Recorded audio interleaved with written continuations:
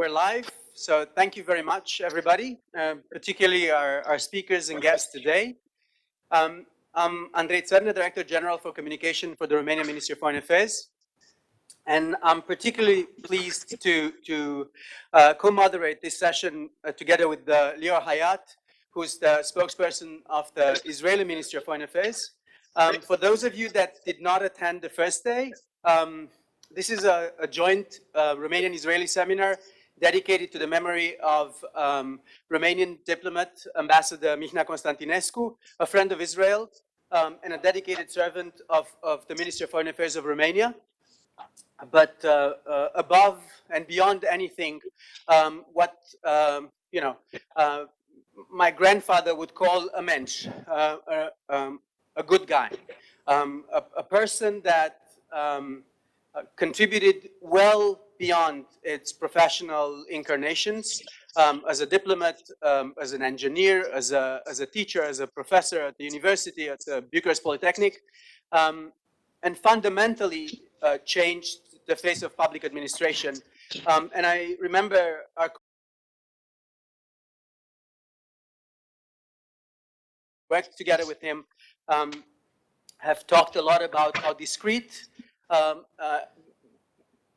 Ambassador Constantinescu was, while at the same time being extremely influential.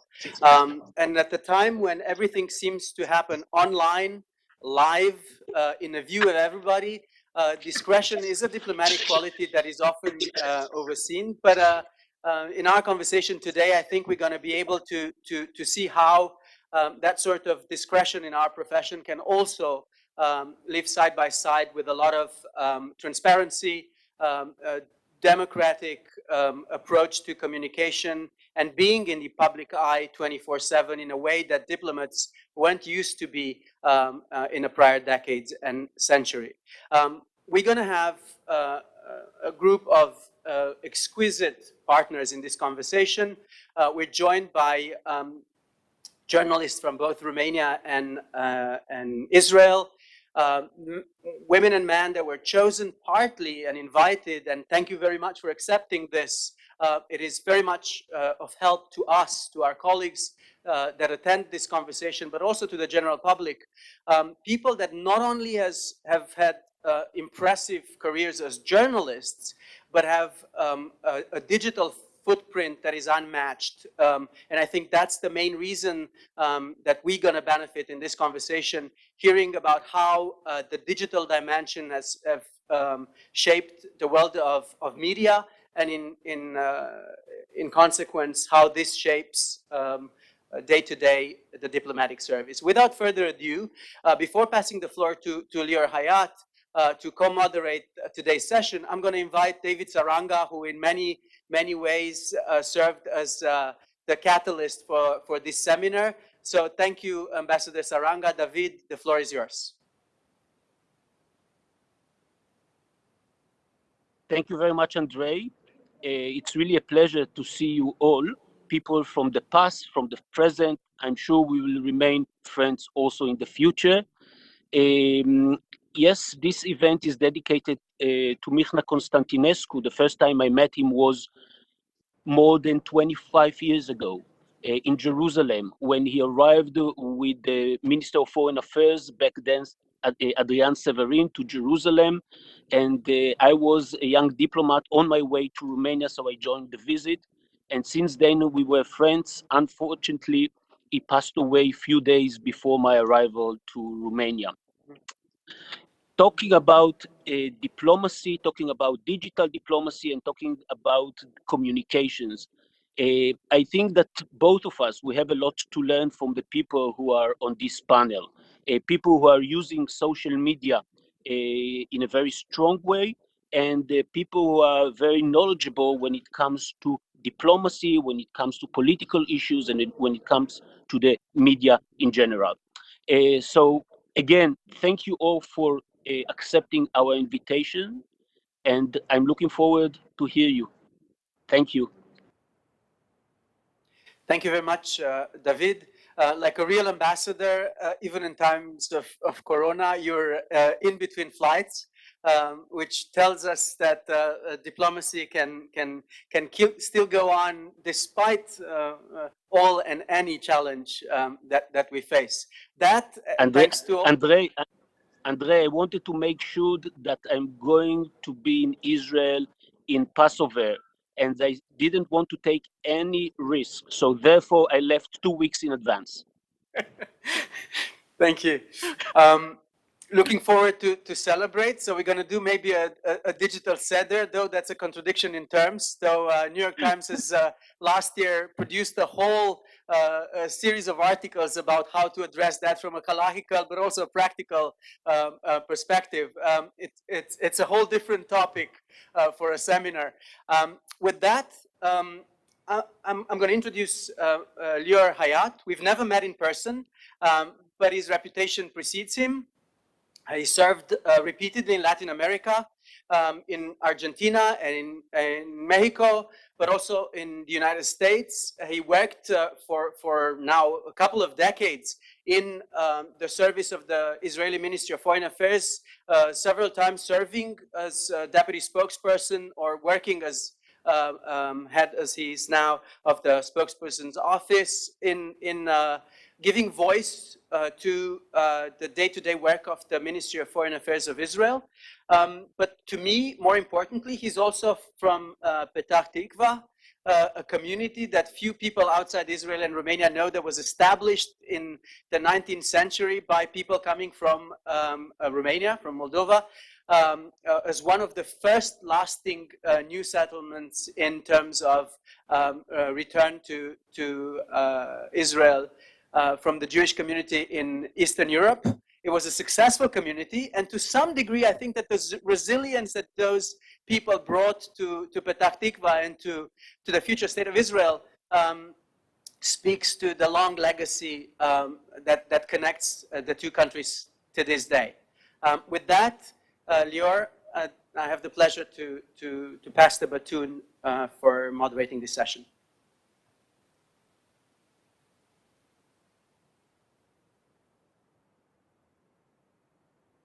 Lior, we don't hear you. Lior, you have to unmute. Can you hear me now? Perfect. As I said, thank you very much, Andre. You left me speechless after those words about Petah Tikva. That's a speechless diplomat or a spokesperson is something very unique. So thank you so much for making this effort of talking about my hometown. I'm very happy to be here, and I was very happy to accept the invitation by Ambassador Saranga to be part of this session, both because I'm as a spokesperson of the Israeli Ministry of Foreign Affairs. It's an issue we deal with on a daily basis, but it's also as a former journalist that have seen the change in journalism and in the connection between diplomacy and journalism. It's a fascinating reality that we are living, and I think this is basically the main issue today that we want to talk about, this triangle between journalism, diplomacy, and social media, and where we meet one another. The social media created a new reality, not only for diplomacy, but in this new reality, each and every one of us is a journalist. Each and every one of us has its own channel or outlet, and it's if we're talking about the regular citizen, one can take it for granted, but it's also for each and every one of our diplomats.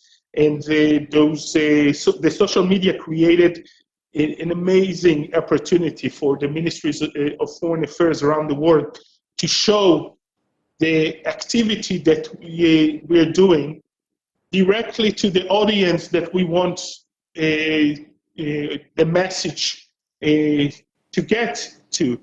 We don't have to go through journalists. We don't have to go through the gatekeepers, and we can talk directly with our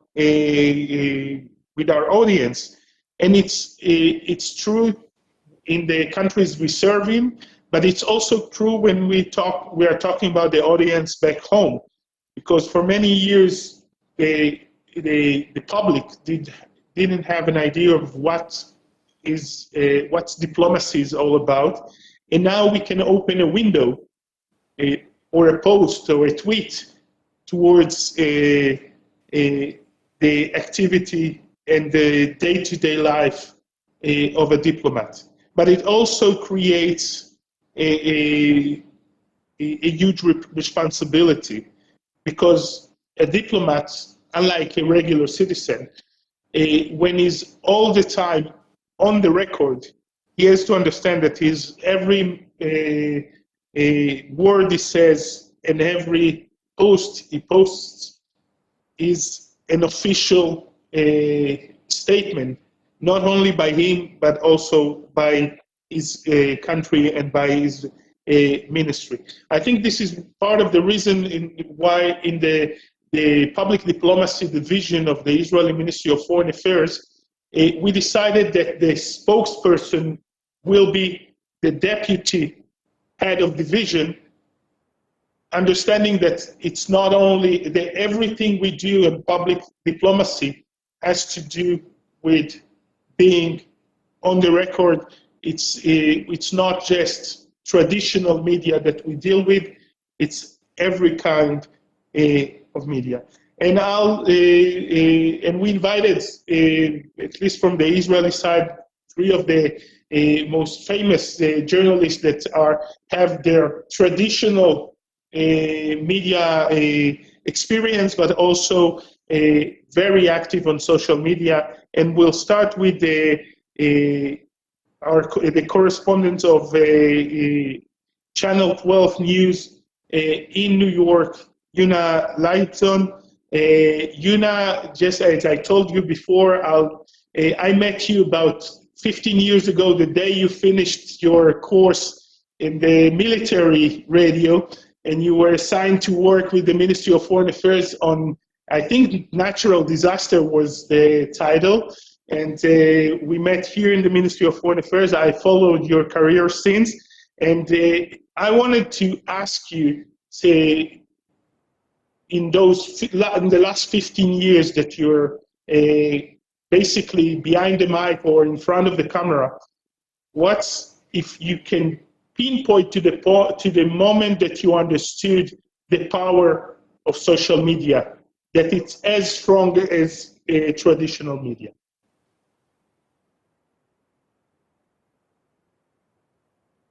We can't hear you, Yuna. Okay, here now. Thank you, Lior, and thank you for the kind words, and thank you for inviting me. So yes, I think that I always feel like, I've been in journalism for no time, and then I realized it's a lot of time, and yet it has changed so much during this time. And I think that before I joined Channel 12 and the Israel News Company, that was in 2015, I was covered economy in the radio. And I think the moment that I realized that something is changing is that there is a moment when you realize, even if you broadcast, that was the most listened radio station in Israel.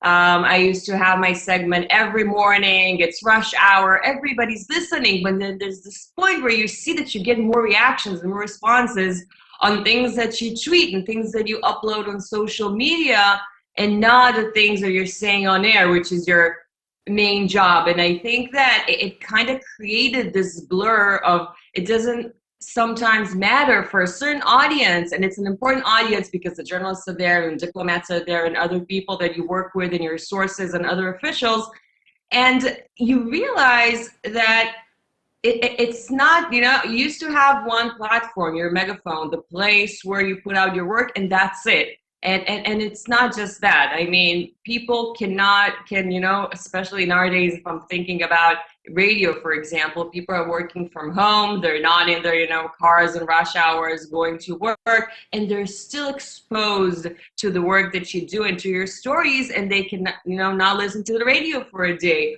or for example, not watch TV. I mean, I have to be frank and say that in my age, a lot of my friends, they don't watch TV on the news. They just follow social media, including, even I can say, my younger brother, he's 25, and he always comments on my stories and on my work just by things that I've published online, or that he saw other people retweet me or repost me in different media. So that has changed a lot, and it's not just, you know, maybe sometimes in smaller outlets that get a better outreach, because it doesn't matter how many people click and go into the website, it's how many people are exposed to what you do.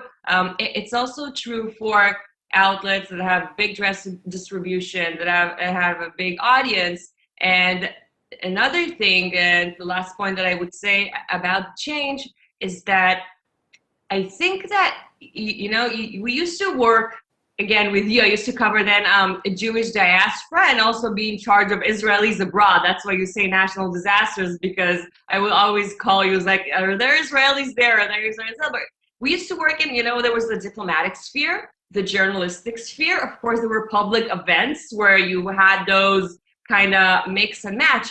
But today, everything is combined. If someone tweets something, it could be a diplomat, a head of state, someone who has a certain role, then, you know, me as a journalist, I can ask him a question online. We can have this dialogue that it used to be just behind closed doors, or even between diplomats. It was behind closed doors, and now it's happening, you know, online, and I can intervene and take part of that. And that gives access, I think, to more people, to more journalists. It's out in the open. It has its problems, of course, and you have to, you know, to talk a new language. It's definitely a new language that people have to learn. To learn some, you know, before that, diplomats have had to learn the language where they're posted in English, of course. Now there's like a third language that they need to know and use, but it's so accessible, and it's something that gives an opportunity and a chance for someone like me to have more sources and more information. And maybe I would sum up and would give an example, even when I covered, for example, disasters or things that are happening in Jewish communities around the world, and that was 2008. And any information almost that I would have from you and from the Israeli Ministry of Foreign Affairs. I could have my contacts abroad, but it would be much harder. Today, everything is online, and I can reach people at the scene, people that are there, different, you know, sources that are in another country, and I can do that directly. I can see the news from there directly. I can follow. I can, you know, share photos and videos quickly. But that also means maybe that the Ministry of Foreign Affairs that used to have more control over the information, well, that's not the case anymore. I mean, that's great for me. Not so sure it's that great for you. Definitely, we feel that we're losing control. But thank you, Andrei. You want to pick up from there? Yes, thank you so much. It's interesting how, you know, from the get-go, with the first speaker, some of the things that Lior Hayat and I discussed this morning when we were preparing this panel are already straight out there, including the challenges that we in the diplomatic service see when we address what we usually was a one channel. Specifically, we address the public either through official statements or via the media, as the gatekeepers, as you mentioned. And now, as Yuna said, we are both addressing the general audience as the journalists now. They have this mean of, via Twitter and Facebook, not to necessarily go through their radio or TV station or newspaper or agency, but they have this direct dimension. So the challenge, I think, it applies equally to journalists and to government institutions. But particularly what I like about this is that, and I'll give you a practical example. Earlier, at the end of last year, we were making, the annual usual bureaucratic reports about the questions we received from the media, etc., an exercise of transparency about how we responded to public interest. And one of the questions I asked Wanad, our spokesperson, is, okay, how do we deal with the questions that we receive on Twitter and Facebook? Do we treat them as, as petition, as somebody writing to the Ministry of Foreign Affairs, or do we treat them as if they would be asked by the media? We don't have a simple answer to that, and it depends on the case. If a person is a journalist and asks that question, then automatically we treat it as a question from a journalist, and this opens a whole Pandora box that forces us. Yes, it comes with these bureaucratic challenges, but it also forces us to rethink how we address that space, and thus, eventually, I think it forces us to be more nimble, to be more democratic and more transparent in our day-to-day work. With that, I think I'm going to invite the next speaker, Cristina Cileacu. I think I'm going to invite you to pick on from where Yuna Lebzon has left us with a few, as I said, a full set of challenges and opportunities for both the media and government institutions. Thank you, Andrei. I will start with a word that Yuna used, and she talked about the fact that somehow the Ministry of Foreign Affairs is losing control over information. I would say, because in Romania, maybe our Israeli counterparts don't know, but Twitter is less popular in Romania, and we use more Facebook and more WhatsApp, for instance, or Instagram and so on. And sometimes what I see on those particular social media, I see the same information rolled over and over again. And maybe sometimes it's over-controlled. It's not necessarily something double-checked by somebody, or it's something that the ministry specifically wanted to say, or it's something that is directly related with some truth or some news somewhere. So we have to double-check this again, because as far as I see it, for instance, in Romania, there is this habit of making too many WhatsApp groups where a lot of journalists are being added, and all the media received in the same time the same information, and everyone is in a sort of contest of publishing it first. But I keep wondering, because I'm rarely in this WhatsApp group, I prefer to stay out, I have to admit, called me a dinosaur, but somehow I prefer still the old school of journalism. You have to use as well other sources, not just the WhatsApp group that is controlled by a specific institution, in order to receive this type of information with an ongoing event. So this Christina, is something... Let me interrupt you for a second, because I wasn't neither diplomatic nor polite, because I gave you the floor, but I forgot to introduce you. And it's a good opportunity. Yes, you can afford to do that, because like Lucian, who's smiling, you're an old hand at this.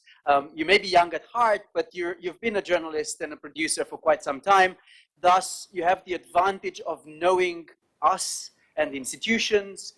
You're known quantity, you're respected in a field, having worked in TV for a number of years and prior in written press. So you do come with that sort of access that is not available to every journalist. And with that, I'm going to go back to you and let you continue. But I'm making this point because we're also, from where Lior and I sit and see this, forced to adapt to an environment where journalists are equal and should be treated equal, or questions are equally important. But some of you do have more access than others. This is part of the job. It's true everywhere, in all jurisdictions. But with social media, we sometimes see that the dimension of their digital presence increases even very young journalists' opportunity to be present in our spectrum of attention, and sometimes forces us to kind of go into that direction. Thank you. Thank you, Andrei. You are right. Everyone should be treated equal, and of course, it's an advantage to have the background that some of us. I used to laugh and say that I was born before the internet was invented. So I guess most of us here are in the same situation. The idea is that if you mention the younger journalist, I have to get back again to something that I don't like. I'm sorry for being the responsible with the negative side today. What I don't like is, for instance, on Facebook, sometimes there are official informations from the Ministry of Foreign Affairs, from various seniors journalists, and you get to see a younger journalist making a sort of handpick some information from each other, and suddenly he or she turns into an analyst. And I don't think that helps the information itself or the profession of journalism as well. So this is again something I don't like. Of course, there are good parts when it comes to social media.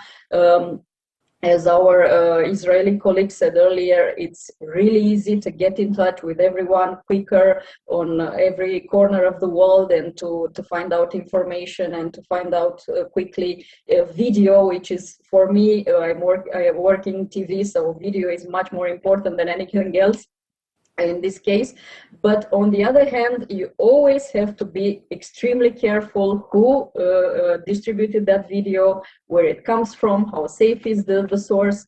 So it's a sword with two cuts, if I may say so.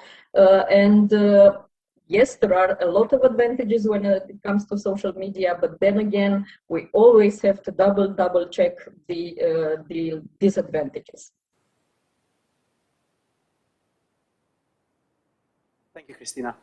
Lior, your turn. Thank you, Christina. I think that you mentioned a few details that you talked about, controlling the information, the numbers of WhatsApp groups, and this is, I think we're sharing a lot of the problems. One of the issues that we deal with is that the Ministry of Foreign Affairs is trying to be the responsible adult in this chaos, and not to try to outrun the media, but only to get the information when we are 100% sure this information is correct.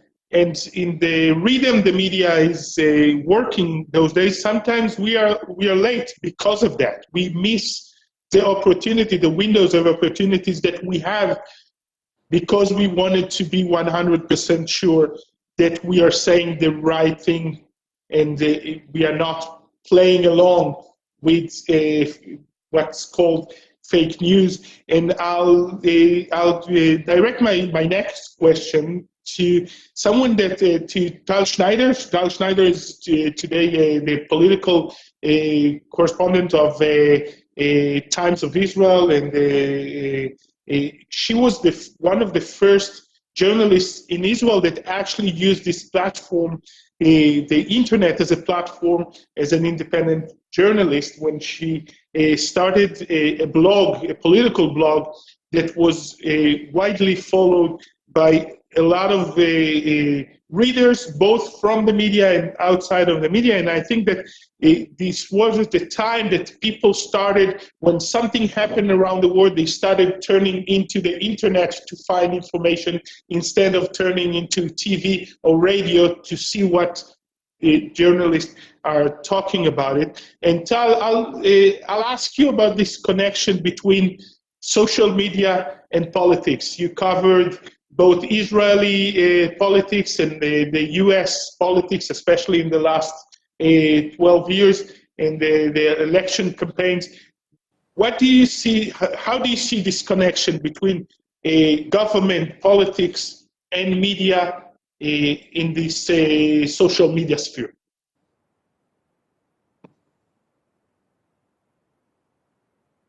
Tal? I hope you heard my question. Tal, are you with us? Okay, there we go. Can you hear me now? Yeah, we can. Thank you. Okay. Thank you for inviting me. It's a pleasure to be here. Thank you, Lior, David, and Andre. I'm very happy to be invited to this distinguished panel. Of course, there is a very strong connection. I think Twitter presence has grown very much, and it became really important to diplomats as well as journalists all over the world. It's not. It's begun in the United States. Obviously, I entered into the Twitter because there was, news clips and news items in the United States about President Obama back then in 2007 campaigning in a new platform called Twitter. That was 2007 during the campaign, and then as a journalist, I was curious and I said, I have to go and check what is this all about. Back then I was DC correspondent for Israeli newspaper Ma'ariv, and from 2006 I was in Facebook, and 2007 in Twitter. And I think I haven't left Twitter for one day vacations since 2007 straight. So it's even hard to remember journalism before Twitter and Facebook. I have to tell you, it's been part of my life since then. And actually, I think yes, I started very early, but it's a very important location to be in. Even if you start late, you can join Twitter as of now. I am following diplomats all around the world, and I know that many of the news are being produced through Twitter. So it's not only a place to just showcase my work or make connections with colleagues and other diplomats, it's also a very good place to find my breaking news. So these days, my breaking news come either from Twitter or WhatsApp. I think for every journalist, it's important to be not only in the location where you can express yourself, but even more than that, it's important to be in the location where can you gather the news, when you can see the breaking news. And for that, those tools are very, very important. And obviously they outperform the mainstream media. So when we see Yuna Leibson, my dear colleague, or when we see Attila at his very important leading website, some of the time I see what they say or what they broadcast after already taking in the breaking news. But it is still very important for me to listen to what my two dear colleagues are saying on, when they express their own thoughts or their own analysis of the events, because Twitter is not enough. So like any other new media, I think the social media is just another layer. It's not media by itself. It's a layer. We had radio, then TV, newspapers, radio, TV, and internet, and now the social media. It's a layer, and it gives us some thoughts and some ideas, but it doesn't stand by itself. So I think every journalist and every diplomat should remember that you shouldn't treat one media as the sole and most important outlet. It has to come as a combination of many, many things together. One thing I want to stress that is really important for me, and I am using this as a tool for many years, is when I'm following diplomats and foreign affairs ministries or prime minister's office, presidential's offices. It's not only about the breaking news or the current event of the day. Sometimes in order to research or in order to come up with the good story, I need to go back in the timeline and look for the information. And I know some of the diplomats are uploading all of those images of handshaking and greetings and just ceremonial things, and they seem, at the time, a bit, you know, just maybe a PR, or they seem sometimes, you know, we are tweeting this photo and we are saying we shook hands, but nobody of the diplomats really says what's going on in the meeting. I mean, we all know that. It's not about, you know, being, you know, too transparent. It's about being a bit transparent. The fact is that if I'm looking, you know, if I'm going back on the timeline, I'm looking for a story, I may find collaborations or,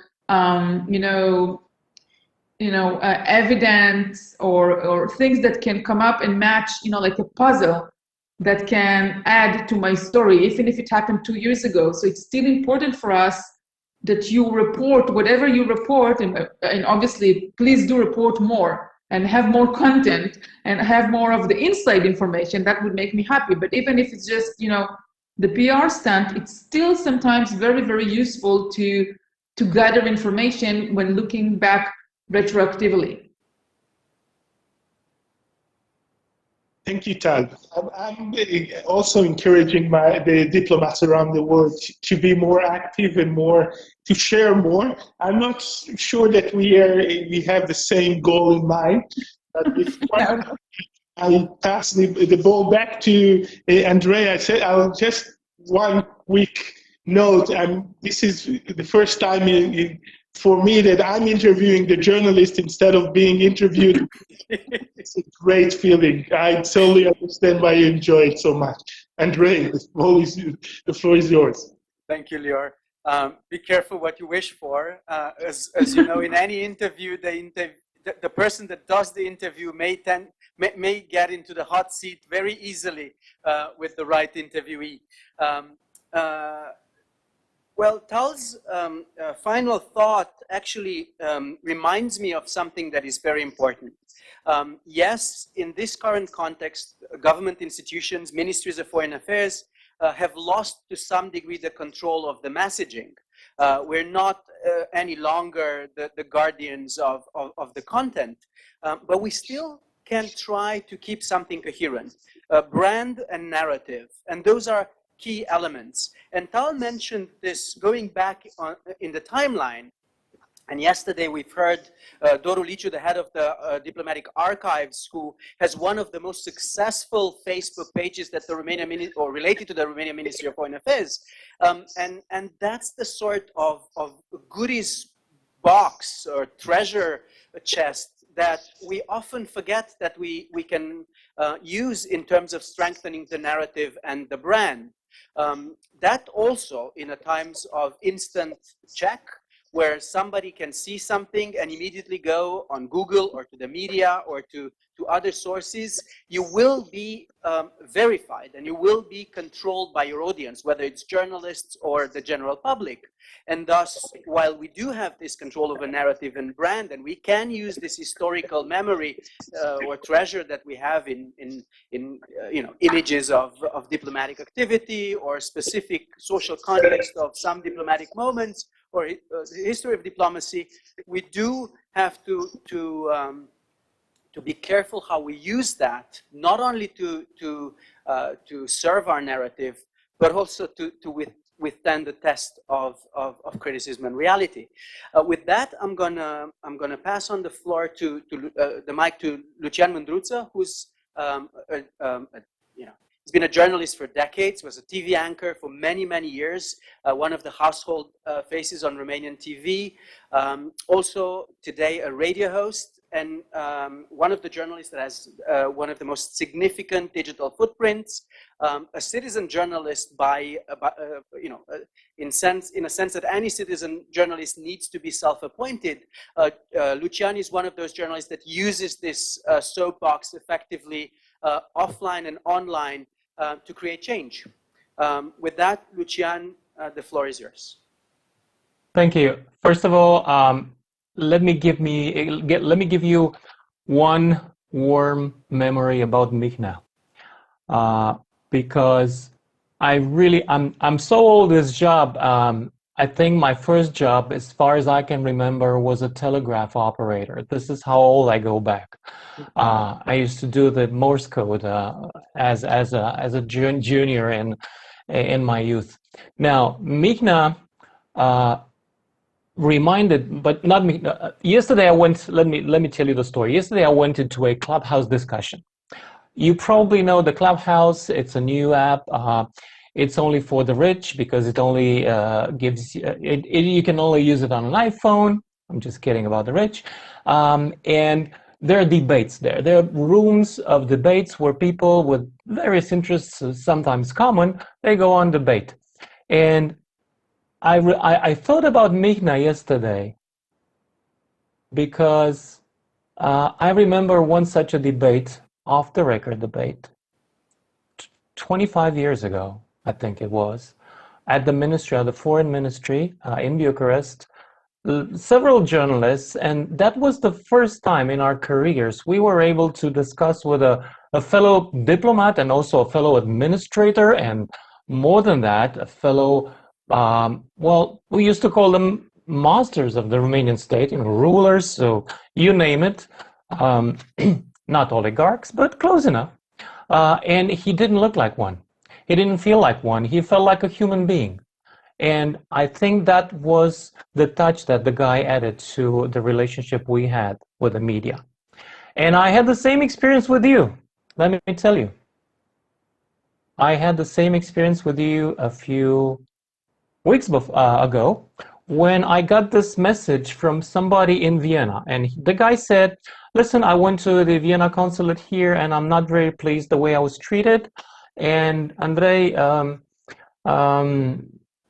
you remember because I sent you the letter. Actually, I didn't send you the letter. You sent me one letter. This guy was unhappy with the way the consulate was working for him. He couldn't find people at the right hours for him because he was a worker and didn't have too much time. So I published the letter. Now, the guy didn't have too much power to viralize such a thing, but I did because I have quite a few followers. And it went a bit viral because other people in other places decided that, hey, we have the same problem too, you know? And messages started pouring in. And for the first time in 10 years, I think, I got a letter from the foreign ministry with two things which really amazed me. One, we're going to talk to this guy. Two, we're going to read the comments and try to solve them. And three, you matter. That was not the message there, but it was implied. Citizens matter. And I like that. I mean, for me, it was a fresh message coming from Romanian diplomat. Because usually there's a gap between the rulers and the ruled, you know, in many countries. And we in the East, for us, the gap is slightly wider. And that gap was bridged in one letter for me. Now, going back to what's happening right now in the social media and the media as a whole, you guys, not us, but you guys have competition to power. You administrators, you ministers, official communicators. You have competition from the people. Direct diplomacy sometimes means direct access to diplomats for some people. Some people expect it. And let me tell you something. I was lucky to be strong on Facebook. I'm lucky to have lots of followers on Facebook because I got fired from regular media 10 years ago. I was the lucky guy that was thrown out in the social media because I didn't have any kind of other job in the normal media and TV. And it really helped me to be there from the very beginning and to understand the power play that's inside of it. And what's happening right now is that I realized that these guys, they were after my job first. I mean, citizens who become journalists, they took our jobs. And nowadays, some people who are writing on Facebook, on Instagram, or YouTube, bloggers, are better paid and have more influence than us, and are able to influence politics also. And now, after they stolen jobs, they're coming for you. And they're, you know that, you can feel that. Citizens are coming for you. And it's a direct feedback that you have for the moment, but also if they gather enough people around an idea that is related to diplomacy in your situation or in other fields, they can actually push politicians into action. And I'm envious because that was our job in the past. That was part of our calling, so to speak. Some of us are journalists, others are activist journalists. But now it's taken out of our hands. So what can we do? Well, I think, in speaking from my experience, staying relevant means staying in communication. And not just with media, social media, actual people, talking to people. And the first thing I remember 15 years ago, 20 years ago, communication was, we're going to have a press conference.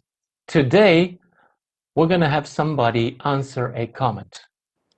It's a huge, it's a watershed difference. You used to talk to me, I was working for Pro TV, and I probably had 3 million people per night.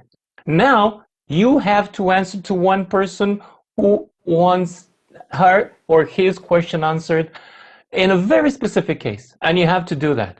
How crazy is that? How much manpower do you need? What kind of framework mentally, and what kind of structures do you need? So, yeah, there are lots of challenges.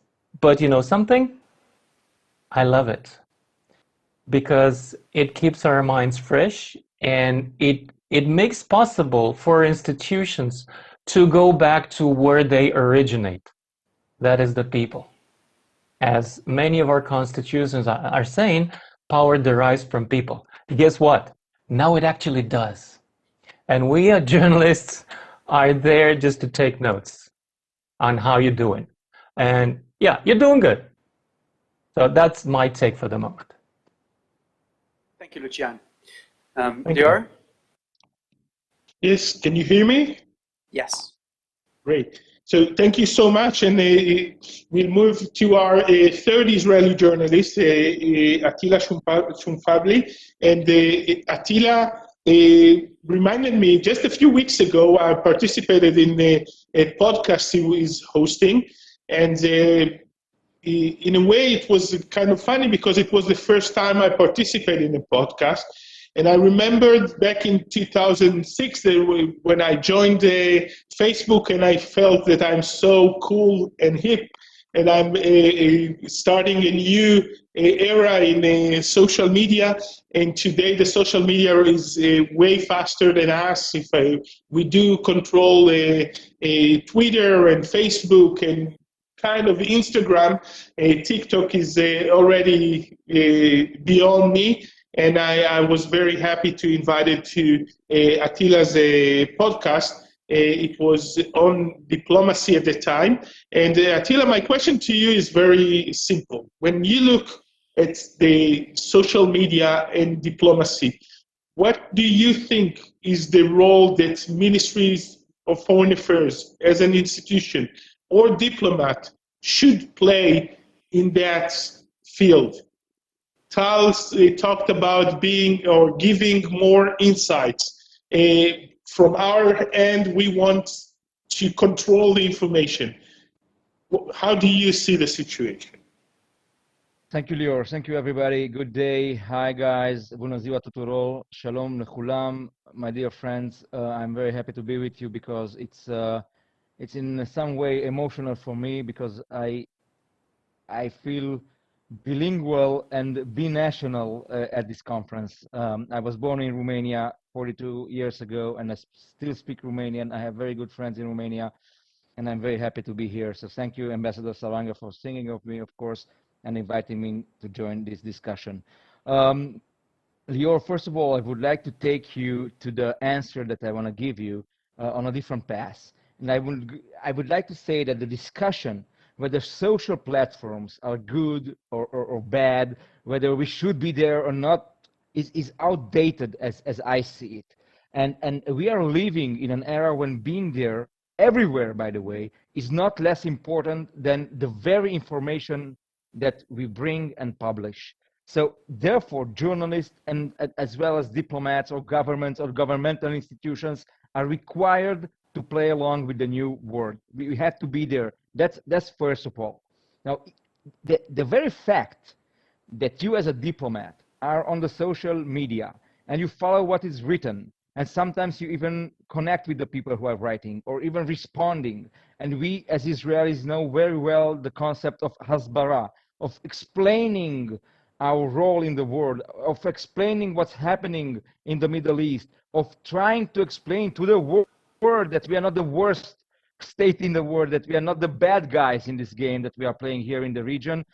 Being on the platform of social media, on the platform like Twitter or Facebook or the whatever, and answering or putting out there the very facts as you see it, Lior, or Andre, or whoever plays along, is crucial, is cardinal, and it does not downplay, right, our roles as journalists or diplomats or governmental institutions or ministers or whatever. It does not do that. In the era of fake news and in the era of post-truth, journalism is there and it's going to survive, and I'm most optimistic these days, because the necessity to have a mainstream media that continues to work and to base their stories on facts, on fact-checking, on the truth as we see it as journalists, is not going to go away. The fact that there are a lot of platforms out there is good, but people still tend to go to a trusted source of information to get their news. And I'll give you the figures.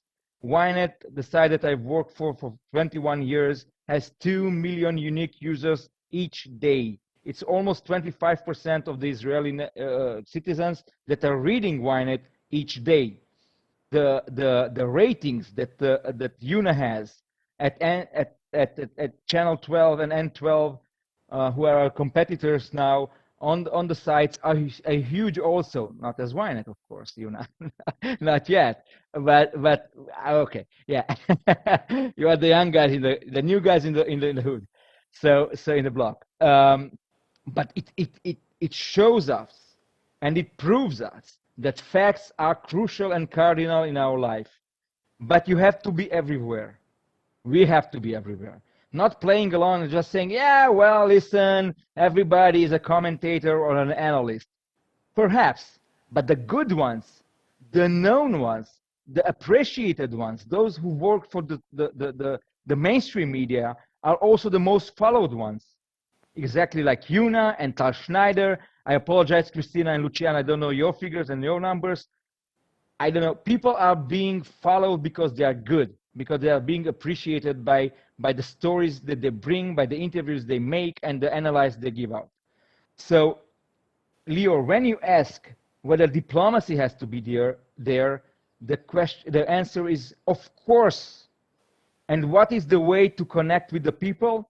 By answering, by writing, by putting out there the information as it is, the facts as they are, by showing, broadcasting, recording, whatever you can do with a microphone, a camera, and a keyboard, just do it.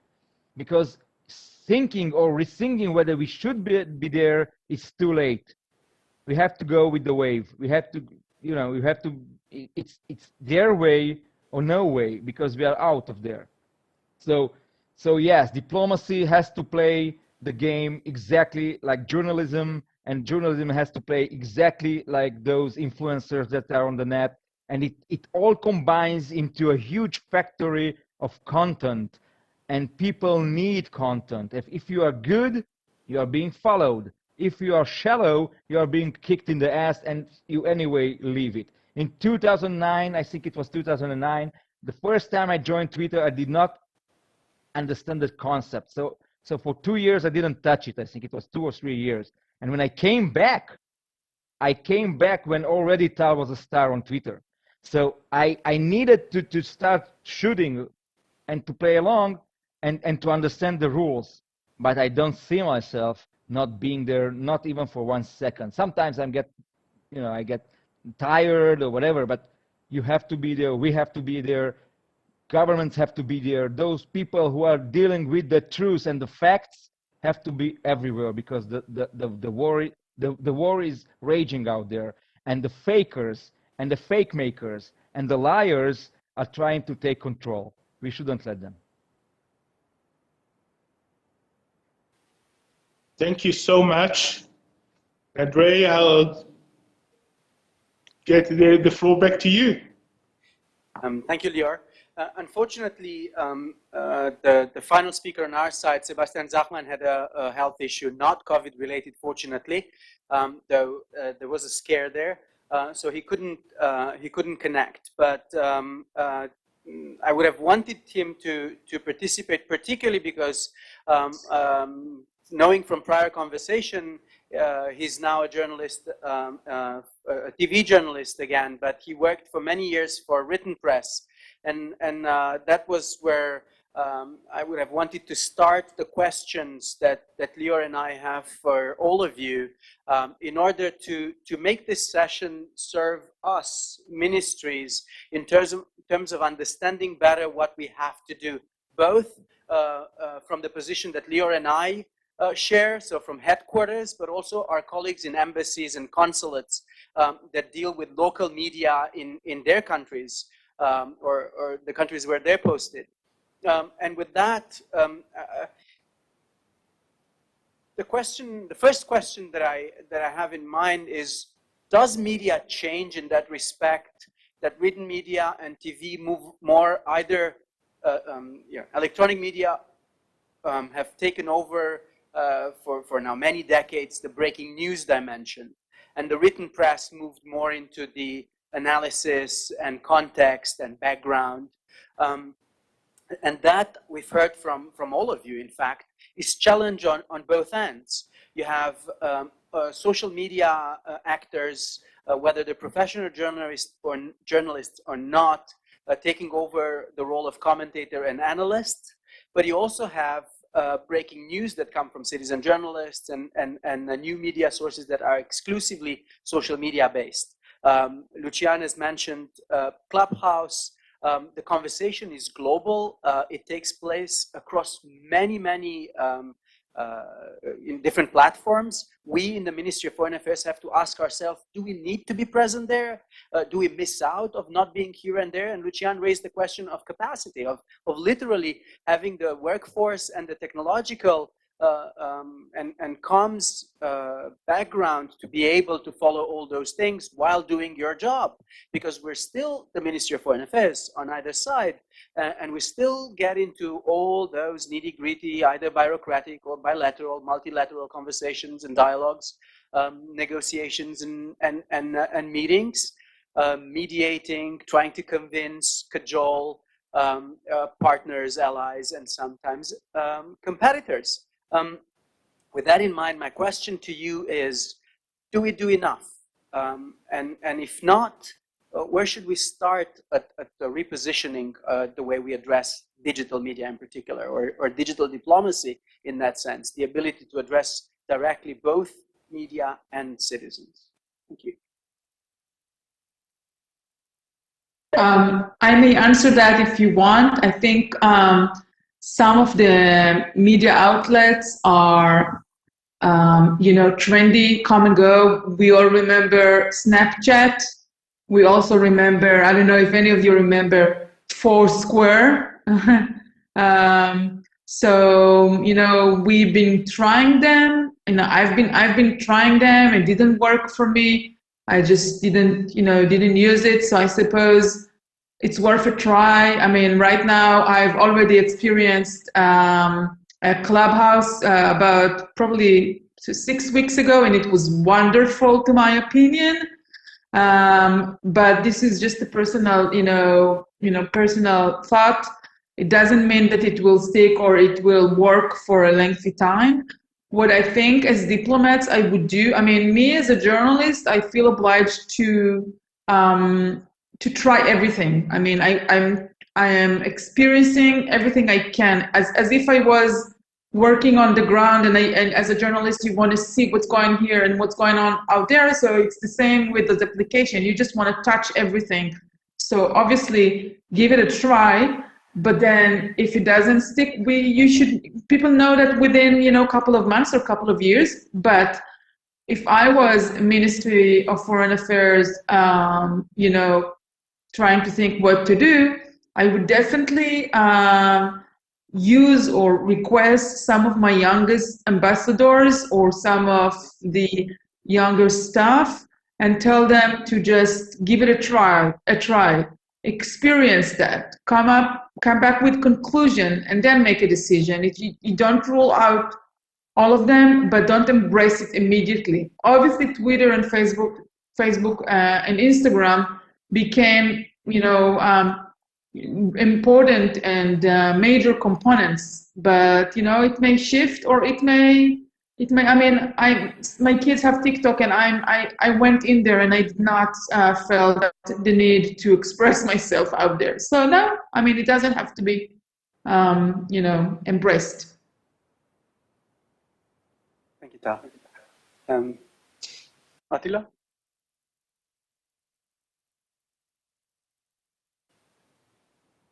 Yeah, what was the question again? What do we do wrong, and how should we start at getting better at digital diplomacy, particularly addressing this dual message that we have to channel out towards both our official, normal public and journalists, but also directly to the general audience through social media? I think the question that you are asking is not even journalism or not even strategic, it's branding. It's a question of branding, and most of us people have very little time or patience to read long stuff. Most of our time is being wasted on stupid things today. But this is a situation that we are living in. So in order to try and get the attention of people, we should give them what they want. You should give them what they want, because we are doing that all the day. We are trying to give them new information, breaking news information, interesting information, or chaotic information. When it comes from a governmental institution like the Ministry of Foreign Affairs, I think it has to, first of all, pinpoint what is the main issue that it wants to relate to the public. Israel and Romania are not the same. United States and Switzerland are not the same. And I'm guessing that Egypt or, I don't know, Iran and Israel are not the same. So every country has, first of all, to underline to itself and to emphasize, what do we want to sell as a ministry, as a country? Israel is in a continuous fight for its own vision and for also image. Israel is trying all the time to explain to the world its own image and to explain that we are not the bad guys. I said it before, and I'm doing it again, because it defines the way that Lior and his colleagues and Ambassador Saranga has to play the game. And I follow Ambassador Saranga because it's Romania, and I see the way that new diplomats or young diplomats or the diplomats of these days are doing their jobs. And it's not the old way diplomacy, going and drinking kavas or champagnes and saying, oh, how good to see you, sir, how good to see you, sir. Because diplomacy is happening all the time. Diplomacy is happening even right now. The friendship between our two peoples is being strengthened today because we are talking. We're just talking. And all you guys are going to go out. I'm going to go out, talk about Romania. You're going to speak about Israel. So people are getting closer. This is what the new diplomacy has to do, to bring people together, to bring nations together, to tell the story, the story of your nation. Because people who do not know Romania, when they see Romania, or they visit Romania, or they see the fantastic and emotional, for me of course, pictures from Transylvania, or Moldova, or Dunărea, or whatever, they see a world that they didn't imagine to themselves. And the same goes with Israel. And Israel is trying to perform on the international stage by building this image of startup nation, of course, and science, and technology, and security, and so on and so on, democracy, and so on and so on. Those are totally different missions, but when you sum it up, it's the same. You are building an image for a nation. And by telling your own story, the story of success of your nation, you are branding yourself, you are telling the story, and you are bringing people together and closer. So just keep on telling the story. This is how I see it. Thank you, Attila. Before passing it to Lior's set of questions, Yuna has raised this issue of, or actually Lior mentioned your first ever job in contact with the Ministry of Foreign Affairs with that disaster. And Lucian also knows how important for a ministry like ours, with the millions and millions of Romanians living and working abroad, in terms of this consular dimension of our work. And I know for a fact that the Israeli MFA, for specific reasons, faces the same thing, whether it's people doing their world tour after the army service, or Israeli businessmen communities living abroad, and in some cases the particular link with specific Jewish communities abroad, and the Israeli dimension that raises this element. When you operate in that environment, the one guarantee is that you're going to face a lot of criticism, some of it polite, some of it brutal, but also brutally honest. And I don't know about the Israeli MFA, but we are faced with the fact that we're cautious at getting out there, partly because we're going to see this flack, which we do see from journalists as well, but it's packaged in a way that we can digest, we can deal with. But as Lucian mentioned in his example, he didn't say he's going to raise it though. I know that we're almost paralyzed by the idea that we have to be naked, that we have to be there out in front of the public and take that. So my question here is, journalists do that every day, and the cost is immediate, whether it's in terms of ratings or in terms of how they're perceived compared to their peers. And I don't want to raise the competitive nature of the environment, but it is true. In our case, it gets political, and that makes it even more complicated. But it sounds like you're saying that we have to do it. Attila said that there's no choice. We need to do it. Is there a way in which we can use, and I'm picking my words carefully here, journalists and the media, to explain better what we do when we address directly the public? Is there a narrative or a story that we can build? Christina, go ahead. Andrei, I have to agree with Attila, you have to do it. And as you said, yes, it's not easy to be exposed. It's something that we do every day, especially us who work in TV or who appear like Lucian much more in social media. But you have to do it. It's the 21st century. We live in this world where everything is transparent. How to do it then? It's the big question. I will use the Israeli example, if I may. Again, we are two different countries, but people are the same everywhere, and the problems that people have are also the same everywhere. And what I see in the case of, for instance, the Israeli Prime Minister, he's using from time to time humor. Simplified way of talking to people. Humor is something that everyone understands.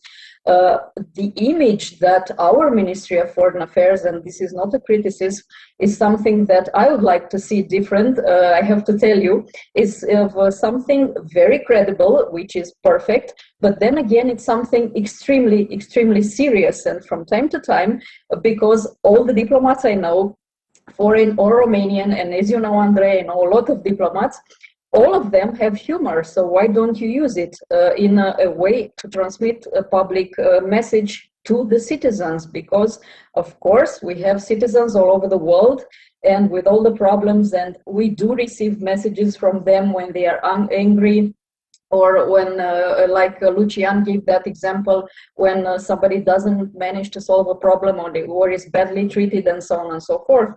But if you communicate and you find simple words, you don't have to be very, I don't know, sophisticated or very, it's like writing the news, Andrei. Keep it simple, you know, this is the basic stuff. So people will understand it in a much more easier way, and perhaps the criticism will be, I don't know, softer, or it will maybe disappear, hopefully. Thank you, Lior. Thank you. Can you hear me? Can you hear me? Yes, yes. No, I was just thinking about what Christina said about humor, and I think that it's a dangerous path to take, because humor is very relative. Sorry, and one can think an issue is funny and the others not. We had bad experience with that. I see that Ambassador Saranga is no longer online, but I have to say he was one of the pioneers of the Israeli online diplomatic presence. If I remember correctly, he was the first Israeli diplomat to have his own Wikipedia page, and he was at that time the public diplomacy officer in our consulate in New York. And at that time, it seems like a very pioneering thing to do. But I would like to mention another issue, maybe that to open up this discussion. When when my kids were younger, and they asked me what does a diplomat do for a living, and it's kind of hard to explain our job. So I told them that I work in construction, that I build bridges, and I build bridges between people, and I build bridges between culture and between countries. And lately, there was a huge change in the Middle East, and due to the Abraham Accords, and we created or established relations with the UAE and with Bahrain and then with Morocco. But those relations were created on a basis, on an infrastructures of building that bridges that were built with social media. It helped us to reach an audience that we couldn't have reached physically, and we couldn't have reached through the gatekeepers, because the gatekeepers in those countries the gates were closed to us. So we jumped over that. And I think that's a positive message. We created a message to the people of the UAE and to the people of Bahrain and to the people of Morocco and other countries as well, that we talk directly with them, exactly as Attila said. We were there. We were, sometimes it was successful. Other times we got a very negative reaction, but we were there. And Yuna, I know that you have to leave in a few minutes. I think that in that way, maybe in talking about those connections that we in Romania has with its diaspora, how do you think that we can create those bridges that I think that are missing with not with Israeli living abroad, but with Jews that live abroad and that don't live in Israel and should have a dialogue with Israel? What kind of a bridge should we as diplomats build to them? Thank you, Lior. I have to also mention one thing, is that when we made Aliyah and moved to Israel from Lithuania, we lived in Petach Tikva, so we're kind of, all in the same. So you have another one. You have another one here. So first of all, sometimes I'm amazed when I see it's like parallel conversations on Twitter. There's here in the US, there's the Jewish Twitter and Israeli Twitter. And it's like two different feeds that I feel that sometimes don't connect. There could be a whole conversation about Israel and things that Israel is doing without actual Israelis being involved in the conversation. And it's just something that's going on within the Jewish community in the U.S., and then a conversation about issues that are relevant to the Jewish communities in the U.S., or talking about the Jewish community in the U.S. that is not only by Israelis, whether they live abroad, live here in the U.S., or in Israel. So first of all, I do think it's important to connect and put that as a subject. And sometimes it's, you know, it's making those connections. That's just by making events together. It's you know, it's who do you tag? Okay, like tagging diplomacy is something that is we see that is happening. How do you reach out to those people and have a conversation of everyone together? And I would like to say on an other topic that was here before, and that's about you know, the era of fake news and what is the difference when you reach out to journalists online and or if you reach out on Twitter and also on social media, whether to what you do with journalists that cover your work. So first of all, totally agree with all what my smart friends here said, that I think after the year that we had, the importance and relevance of journalism, real journalism that, you know, gives the facts, not rumors. Here we saw cases where it was, you know, it was dangerous, it was life-threatening, the disinformation that was. So that's very important, and that's still something that is done by people that journalism is their work. Sometimes I get frustrated because I see a lot of people that have so much time for social media, and I always say, you know, for people as a joke, yeah, I mean, they don't have journalism as, you know, as a real job. I have to be a lot more responsible with what I write and what I do and what I say, and be, you know, the facts have to be there, obviously. So that is something, and I don't have time, you know, I have my real job and TV, unlike also other things. It's very, very time consuming to have a 2-minute segments on TV, demands so much work behind the scenes that people sometimes are not aware of. So on top of that, putting also social media, so people that are, it's like a paradox, people that are not journalists have more time to be on social media and to act as journalists, even though they're not, and they don't have the responsibility, you know, like if I would say something, or the accountability maybe, if I will say something or tweet something, or, you know, which would be wrong, I would be criticized, rightfully, yes, but still, I would be held accountable. But if just, you know, random someone who's very popular and has a lot of followers, so okay, he did a mistake, you know, it's not his job. So I do see a problem there, but I do feel that if, and sorry for going back to questions that were asked before, but I think that if the question is what could be done more, and where's the difference, because I do believe that you should engage with everyone on Twitter and not just with professional journalists. And there was a question of how do you, you know, how do you treat a question that was asked on Twitter or a question that was asked by a journalist, and where do you put the difference? And I do think that there is a place for be transparent, to put all, you know, the information out on Twitter, but then to have the in-depth analysis, the background conversations, the other level, you know, the other layer that only journalists can do with the analysis, or just with putting things in the correct perspective that should be kept and should be done also. And then you have a complete picture. People are getting all the information online on one hand, and they can do that, you know, just by following Israeli embassies everywhere and knowing what's going on. But then from journalists having that extra, I do think that people today want the extra. And I'll just finish with saying that we see that today even in the, you know, in the evening news editions. They used to be a sum up of all the news that happened during the day, and then you would add on that our, you know, exclusive and scoops and our own stories and a little bit of magazine. That have changed. There's almost no place today just, you know, to sum up the daily news, because people were online all the time. They followed everybody. They're very, very aware of what's going on, and, you know, they don't open the news or open the TV to see what happened today. They do it because they want that extra something, that extra layer, and I think it's better for everybody. For on one hand, we're like overwhelmed with information, but on the other hand, we can be less shallow or superficial, or we can go into depth in a lot of issues, and I think that's also a good thing to take advantage.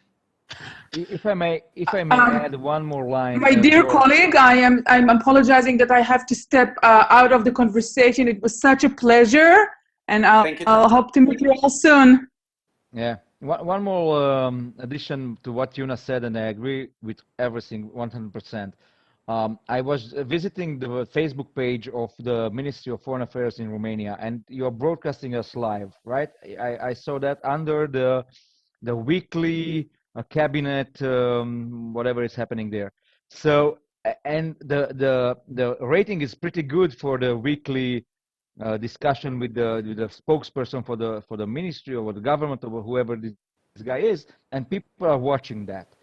If I have to look at the Israeli Ministry of Foreign Affairs, and I don't know what's happening with the Romanian one, the speed is crucial. And usually ministries do not work fast enough for our days. You're asking what's most important to do? Well, let the information flow. Let the information go. Put it up there every hour, every half hour. Put information for the people to see, to read, to watch, to hear, to whatever. Whatever you have, just throw it out. But because of bureaucracy, it always takes 3 days to just get the stamp of approval from the minister and the deputy minister and the undersecretary for the minister and then the head of the division, and you know what I mean.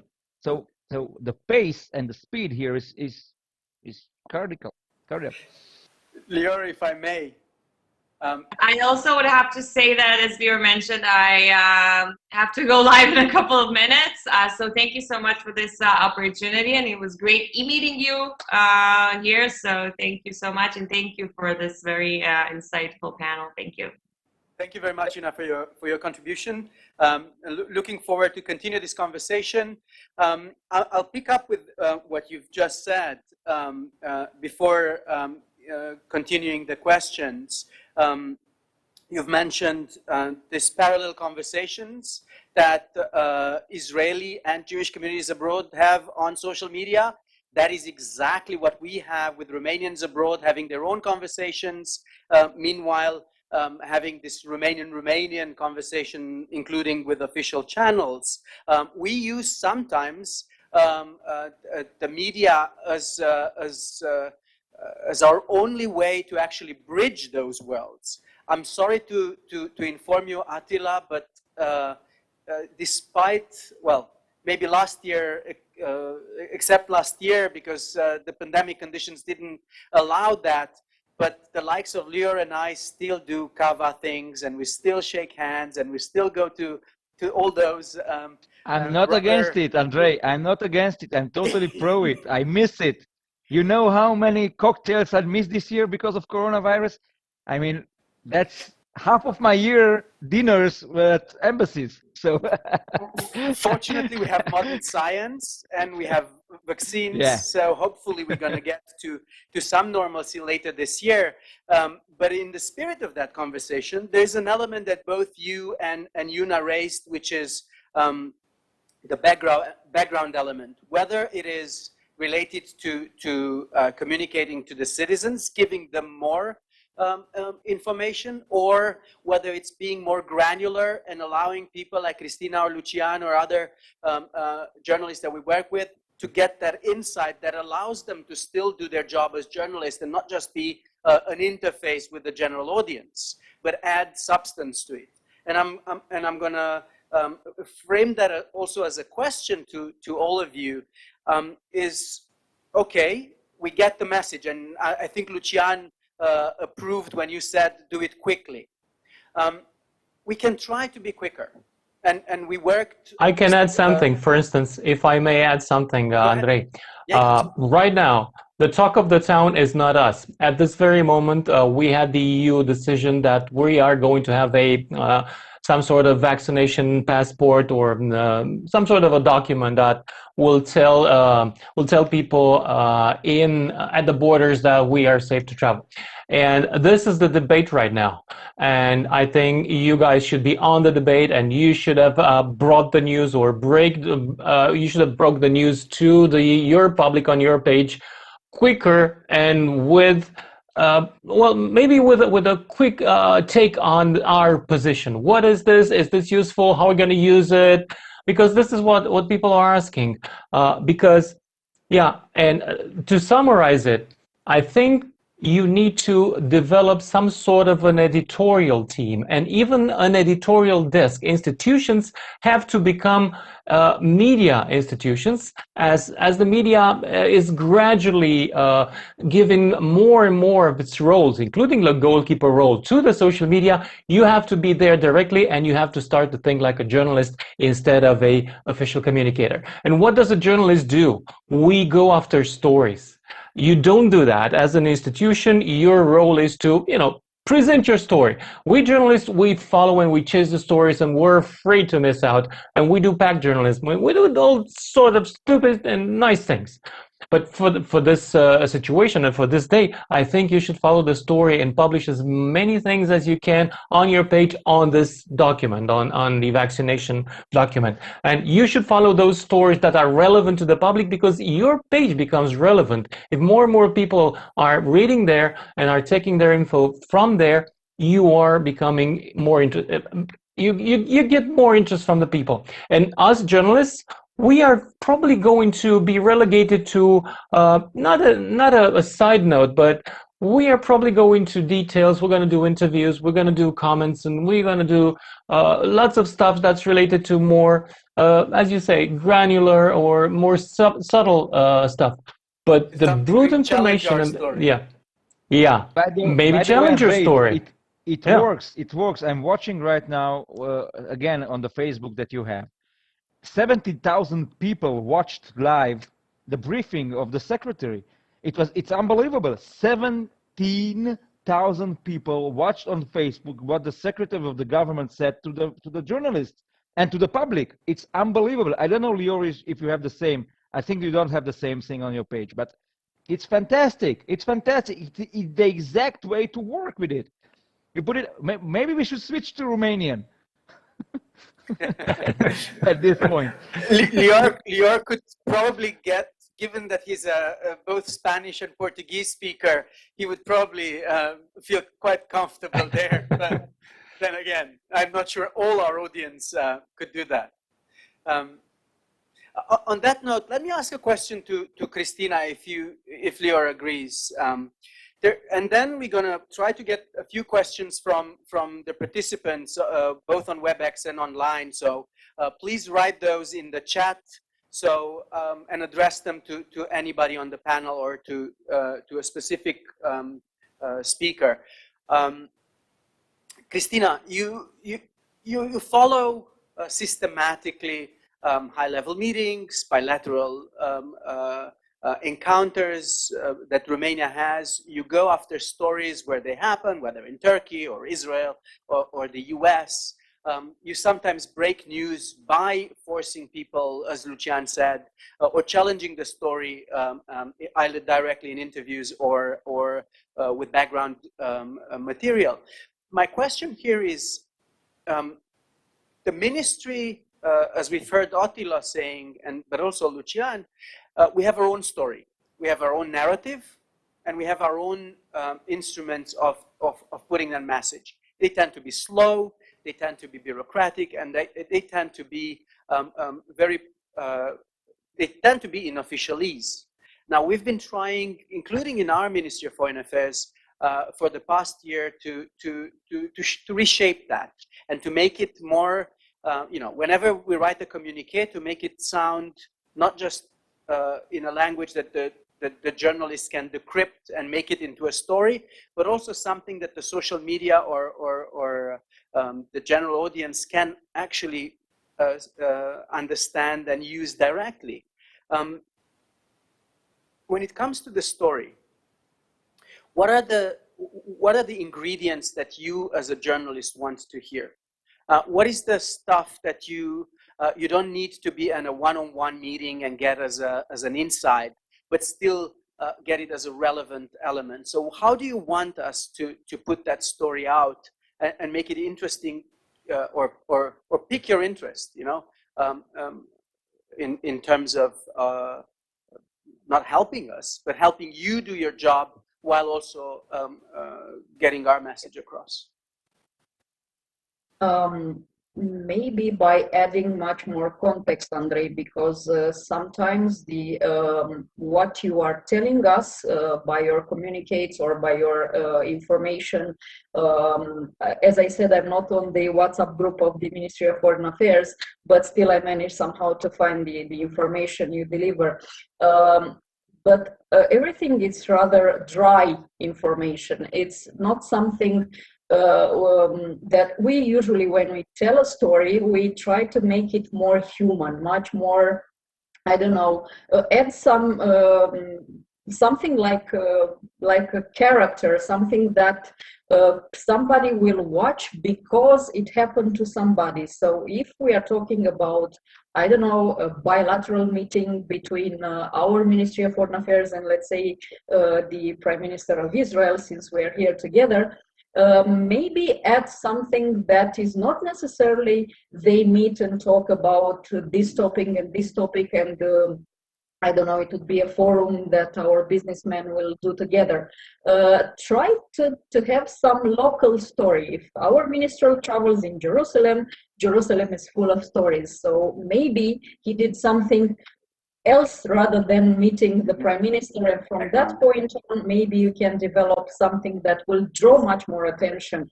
Of course, people like me maybe have much more context, but you also have to address to the audience, to the large audience, not only to journalists, because we can find the context if necessary. But not only not only us missing the context sometimes. Maybe there are meetings that are with European institutions, and sometimes, you know, those type of meetings are not exactly are kind of boring, to be blunt, but there is information there, and you have to extract it and present it in a much more, let's say, friendly, this is the word I would use, friendly way for media as well, but also for the general public. If I may interrupt here, Andrei, there was a job before 1989 in American media. It was called Sovietology. And people would go and buy Pravda every day, which was the official newspaper of the Communist Party, and they would read between the lines. It was very, very boring, as you may assume. And they would read between the lines, and they would look at pictures, and they would look at the picture of Brezhnev. Who is next to Brezhnev? Is this guy more important today than was last month? Is this guy out? Is this guy in? What does this mean if they're telling that there was a drought in Central Asia? Is that there's a famine there? What do we get from that? So some of us are Sovietologists today, but we're trying to bring the news out from some communiques that are really not that interesting. But I don't blame you for that, because if you make them interesting, there's going to be a war or something. You're going to start a war, so you can't do that. But you might whisper in our ears. So select a few guys. This is Romania, so we're going to use the term pile. So Otilo knows what I'm talking about. So select a few guys that you trust and give them some information that is relevant in the natural tongue that people use when they have a coffee or a beer. And that's it. And then from there, and I'm not saying it's supposed to be me. No, maybe Christina, because she's into TV more than I am. So that's my take. Thank you. Lior?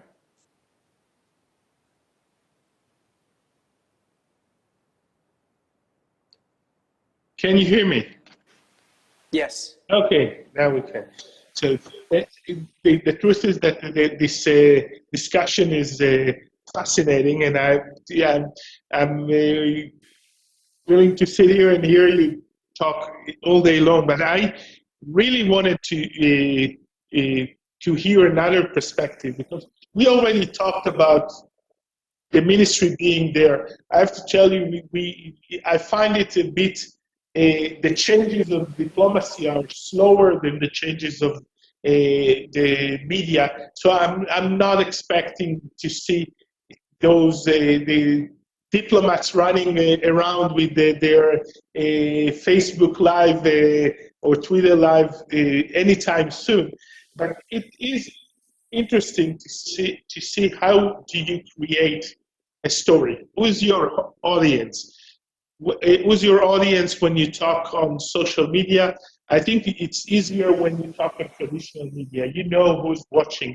On social media, you talk to a broader spectrum of audience, and I would love to hear both Attila and also our friends from Romania. When you are on social media, who do you send your message to? Well, Let's start before with I Attila, start, because I know you have to pick up your kid, so go ahead. Exactly. I apologize already. Îmi cer scuze, trebuie să-mi scot copilul de la grădiniță. So listen, we don't really know. This is exactly, Lior, the huge change that we are going through in the past 15 years. When I write an article or I broadcast anything on Ynet, for example, I do not really know who is going to watch. It's not the old programming way that you know that at 8:00, my grandmother, your uncle, and my mother are going to sit together and watch whatever Dallas. So, or Dynasty, or whatever it was. It's totally different. People are jumping on the train as they go. You don't, when I tweet something, I don't know if it's going to be Lucian, Christina, or yourself that's going to like my tweet or dislike my tweet or whatever. I have no idea. We are living in an era when you have thousands of followers, like real persons, and many more that are fake, that are bots. So you don't know who are you writing and who are you going to be read by. Therefore, there is a constant try to understand what people want to hear from you. But if you chase this audience all the time, then you are not doing your job. Therefore, it has to be a difference between Ynet, that is a mainstream media working by all the rules, and my Twitter page or account. It's totally different. I am who I am as a very serious journalist on Ynet. But when I tweet, I am more Attila than the journalist you follow on Ynet. So there is a difference, and it's not schizophrenia. It's a need. It's a necessity. You have to be different because the audience is different, and the ages are different, and the tempo is different. And when the tempo is different, and the length of even the words, you have to they have to be like Winston Churchill said. You have to speak in short words, because people tend to read short words and to listen to short words. So on Twitter, you have to be like, tuck, tuck, tuck, tuck, tuck, you know? And on television, when you are debating something, you have a little bit more time. If it's the news, it's short time. If it's a show like Christina's or Lucian's, it's longer. You can present your field, you can explain, whatever. So every platform has its own way, and you have to adapt, and you have to work on the platform that you are on in order to bring the audience without asking who it is. The people who are going to read you on Facebook, they are the people who are going to read you on Facebook. And those on Twitter, you have to give them the meat. It's like the Colosseum. Just bring in the fresh meat. That's it. They are going to eat it up, rip it apart, and go to the next meal. This is how it works. Content, content, content all the time. Short, long, television, sound, podcast, bites, whatever you have. Put it out there, just throw it to the public and run away. Just do it all the time. Exactly what I'm afraid of, because when I talk to my diplomats, and after they've been posting something that I didn't like, and they say, no, that's my private account. And I tell them, you are 24/7 the Israeli ambassador. There is the same thing you say to a journalist, you have to say on your Twitter account. Your Twitter account is as on the record, or even more. But I'm not representing any official government. You know, it's different. I understand. No. I understand your dilemma. I understand, Lior. I know exactly what you're saying, because if a diplomat is going out of line after he drank something, a trick or two, then it's problematic. It may be problematic when it tweets. Don't tweet drunk, you know. But if a journalist tweets drunk, embarrassment is, you know, you can deal with it. It's totally different. I totally understand what you say, and sometimes I have the urge to participate in the discussion, and then I remember that I shouldn't. And I agree. Lucian, maybe you can tell us a little bit. Allow me just to say goodbye, la revedere, mi-a făcut mare plăcere, vă mulțumesc mult. Thank you so much, toda raba. I'm at your service anytime. It was a great pleasure to be with you, my friends. Goodbye. Thank you I have so to much. take my kids out. Ciao, ciao, bye-bye.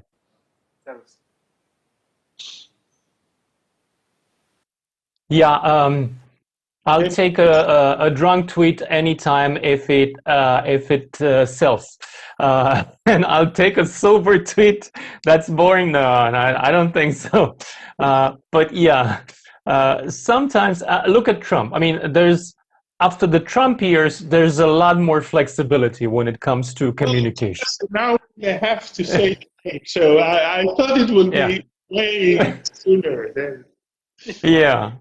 So now you people sometimes are kind of expected, but not you, but the political leaders are kind of expected to be more flamboyant, more sparkling, more witty. And in a sense that has happened before. And I remember a story, and I'm so sure it's true. There was this British mission that met the French mission up to the Nile's Upper Nile. They were trying to colonize the area to claim it for the Queen or the King of France. And the French ambassador, because there was an ambassador with a French ambassador and a British ambassador, and the French ambassador met with the British one up there in foreign lands in deep Africa, and the French guy said to the British one, "Sir, can you please take notice of my preponderance here?" So there were two guys, and the French guy said, "I am preponderant. Je suis prépondérant ici." So you were flamboyant at some point in the future. How come? What happened to you that you've started to become a bit more conservative when it comes to words? So maybe diplomacy has to reinvent itself to become more creative, because in the end, media nowadays is not about convincing people. It used to be about convincing people when it was about facts. Nowadays, media has a lot of emotion, so you have to seduce. You have to use the means and the power of emotional argument. And that means, of course, more interesting, more nice words than we currently have. That's my take. Well, there was an era when diplomatic encounters were the show in town, partly because you, the media, followed it and wrote about it as if it was a show, quote unquote, with characters, with personalities, with the flamboyance that comes with it. So different characters were added in and out, sometimes royals, heads of states, colorful, more or less colorful characters that provided it, that made it into the show. Now that's not the case with the onset of democratic society and modern media, when the show went into completely different direction. Media separated its news content from its entertainment content and so on. But now, indeed, we see again a fusion of those. So I don't know if we can heed completely the advice of using humor to some degree, because it can sometimes misfire or backfire when it's interpreted in a different context by a different party. And yesterday, Ambassador Luca Niculescu talked about Charlie Hebdo and a specific caricature that was used there with a huge impact on Romanian social media and the public. I'm not going to go back on that, but that's the sort of situation where you it does give you, what Lucian said, an audience, but not necessarily the right context or background to it. But you have to deal with those sets of circumstances. So until now, we've heard about speed, about simplicity, about context and background. about the importance of getting your, a coherent story and using it across the channels, whether directly to social media or to formal media.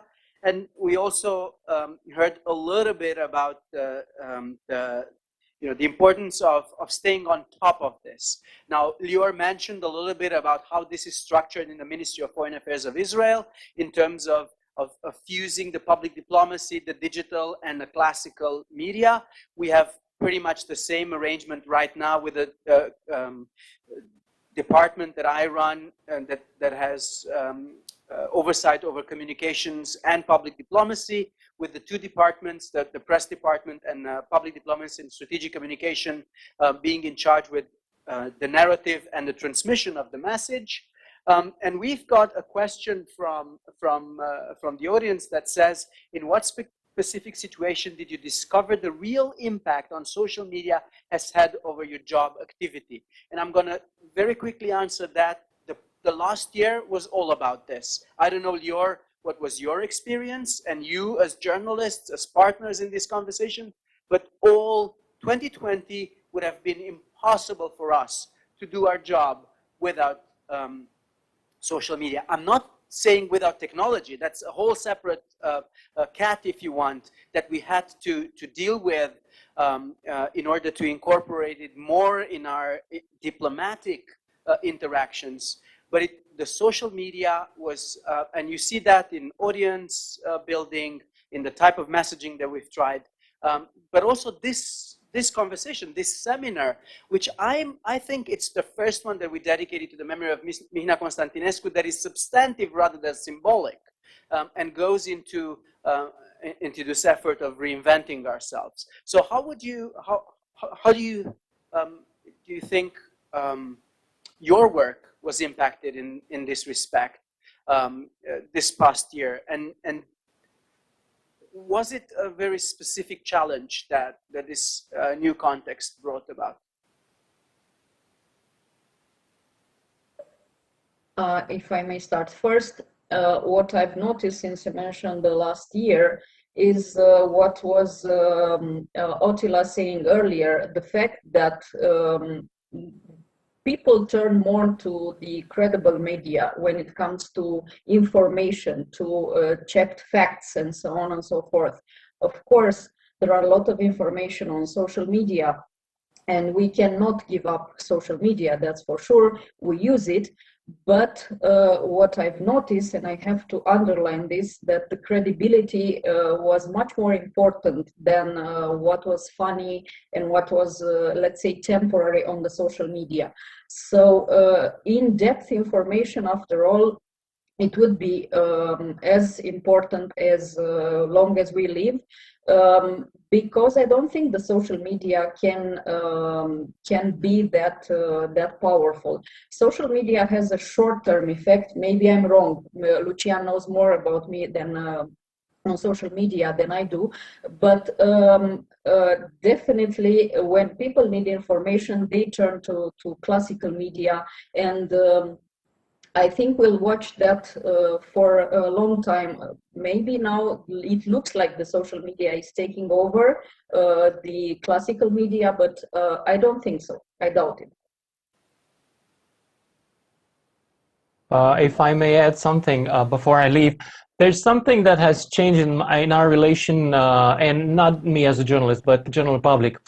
You are not the foreign ministry of Romania anymore. Throughout this year, you were ambassador of Europe and foreign ministry of the world to Romanians. Because most of the information, and correct me if I'm wrong, that people were looking for on your page was information about travel to other countries, travel restrictions, what do we do when we go out, and what do we do when we get back. So in a sense, I think that was the most important accomplishment for the foreign ministry, was that you have become an aggregator of news. And that was for the first time. You distributed news on a regular basis, and that was very helpful, especially during the summertime when there was a lot of movement around. That hasn't happened before. I know you had that service, but this time I think the traffic was probably 10 times more. So you evolved from being an operation that speaks Romanian voice to the world into an operation that surveys the world like a satellite and puts back to its public a very brief and composite view of the world when it comes to the pandemic and the movement. And that was the big change for me as a person in relationship with you. Thank you. Our consular webpage, which is a separate one from the main Ministry of Foreign Affairs, has about 6 million views, partly because it does provide that type of content, both a service to citizens, but also, as Lucian said, content. Lior, with that, I pass it to you. Thank you. And I think that the role of diplomacy changed. The role of the Ministry of Foreign Affairs changed dramatically in the last year. We rely more on technology. I thought about it that a year ago, if someone would have invited me to participate in a discussion on social media, on web, on Facebook, and I wouldn't have thought that it would create any interest and people will follow that. And I see that this is one of the changes that the COVID crisis has created. People no longer have to be in the same room in order to talk to one another and to talk together to an audience. And I'll use this opportunity to say that it's even though we've been miles apart, the discussion was warm, and I've enjoyed every minute of it. And I really thank the Israeli embassy in Romania and the Romanian Ministry of Foreign Affairs for this invitation.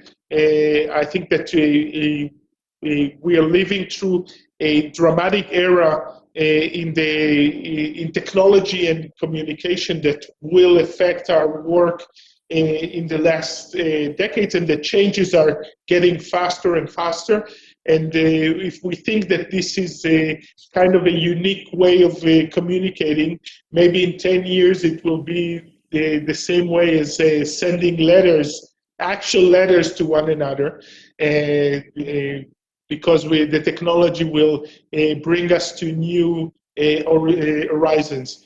Thank you especially to you, Andrei. It was an honor co-hosting this meeting with you, and I want to thank all the participants, the ones that are online and the ones that already left, and hopefully we can do the same thing next year physically in Romania, and I would love to come.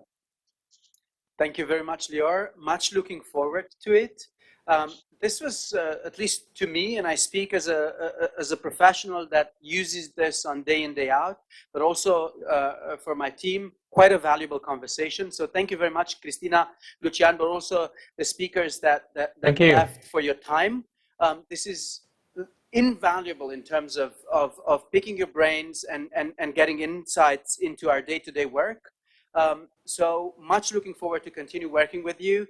And Lior, have a good afternoon there, and much looking forward to meet you in person.